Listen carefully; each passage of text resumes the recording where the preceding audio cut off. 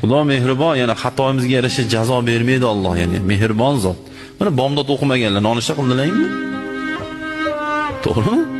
Bomdod o'qimagan odam mantiq olsa nonushta qilmas kerak, rizq berilmas kerak. Shepda aytganini qilmagan odamga oylik berilmaydi. Bizim Mavloyimiz, xo'jayinimiz kim? Allohmi? Nechta Allohning aytganini qilmayapmiz? Nechta Allohning qilma degan ishni qilib yuribmiz? Qani kislorodimizni qisib qo'ydimi Alloh? Ba'zi bilan kislorodni qisib qo'yaman deb. Hech kimga bas, siz kislorodni qisib qo'yish. Xotirjam bo'ling. Yo'q qilib yuboraman, urug'ingni quritib yuboraman deganda umuman cho'chimay. Aka bir quriting ko'raylik deng.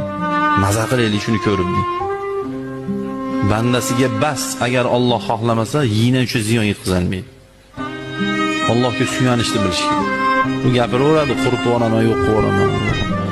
Agar bizni xohishimiz, aytgan gapimiz bo'laverganda bilasizmi, hozir Firavun tirik bo'lish